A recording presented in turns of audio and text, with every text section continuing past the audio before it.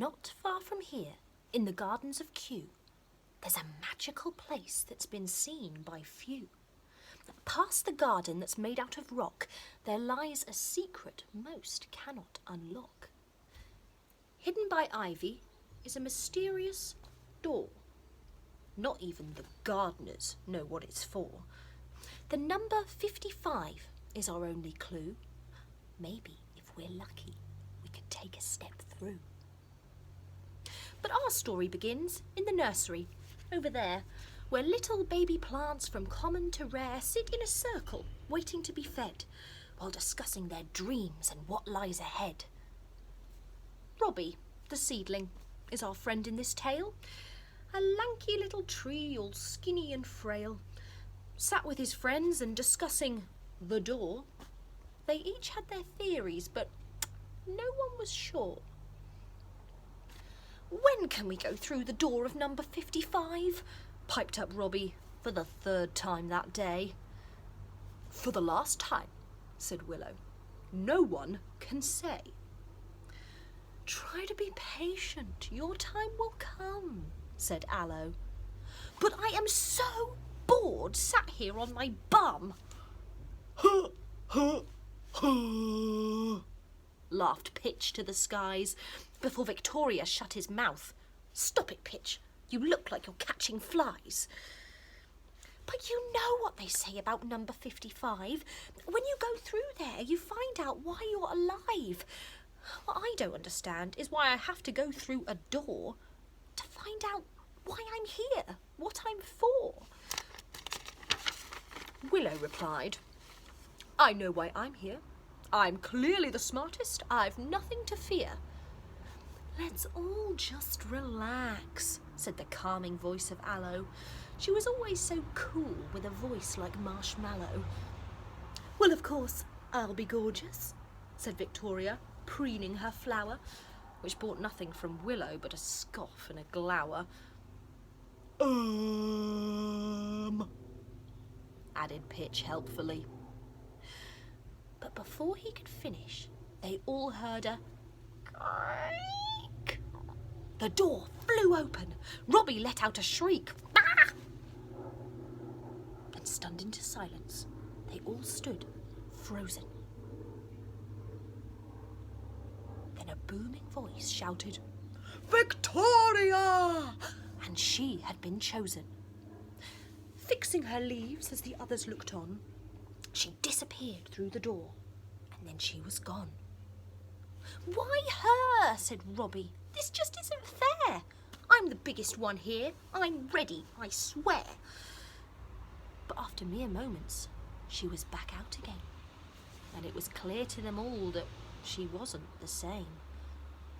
"Wish I could stay," she said to them shrilly, "but it turns out that I'm a Victoria lily. I'll have beautiful flowers and be 2 meters wide. I'll give nectar to bees and frogs somewhere to hide." "But what happened in there?" said Robbie, too late, for she'd gone to the lake and accepted her fate.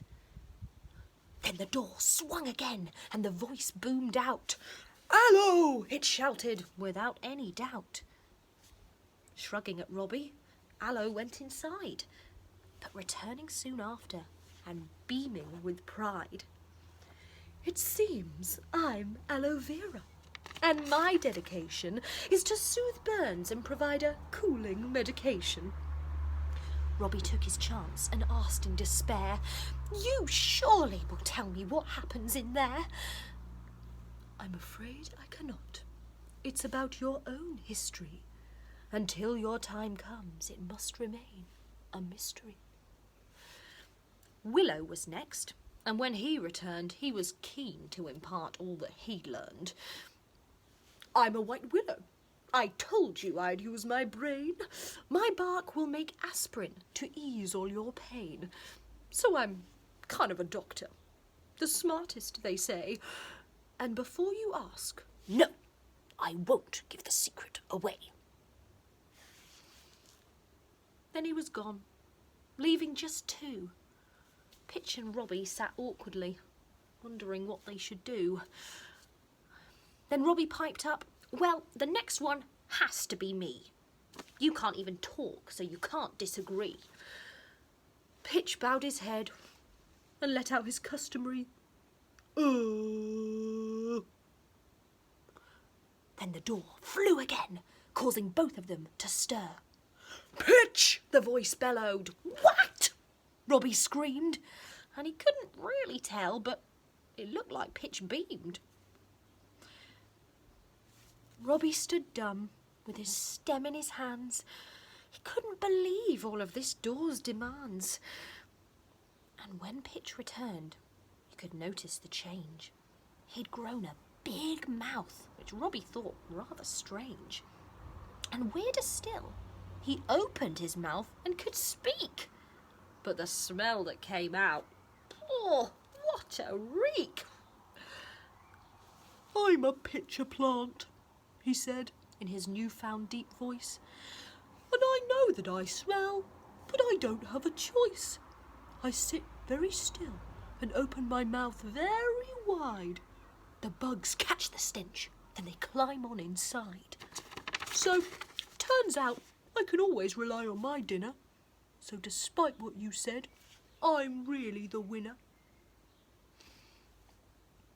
Then Robbie was alone as the sky turned to black. His friends had all gone and they weren't coming back. No one called little Robbie. There was no voice from the door. He began to cry while the rain started to pour. He stayed there for days, hoping his time would come. The days turned to weeks and he felt rather glum. Then one spring morning, a voice rang out clear. "Robbie!" it shouted, and his moment was here. Finally, his time to go through the door, to learn his purpose in life and what he was here for. And on the other side of that door, wow, what a sight! A secret garden was there, twinkling in the light, with flowers whose beauty would make a plant blush, with smells oh so sweet and grass oh so lush. And at the end of the garden, a small little creature whose black and white stripes were his obvious feature. He looked Robbie up and down and glanced all about and spoke in a voice most unlike that loud shout. "I'm the old badger and keeper of this mystery. I've had this job for years, seen all of Q's history. I've watched you quite closely. I know your story. You've had to watch all your friends go on to great glory. But the secret is, you need a little more time. But trust me, you'll be sublime when you reach your prime. But everyone else has found out their role. But I'm starting to think I'll never be whole. Victoria's gone to show off her beauty. White Willow kills pain, so he knows his duty. Aloe soothes burns and flavours soft drinks.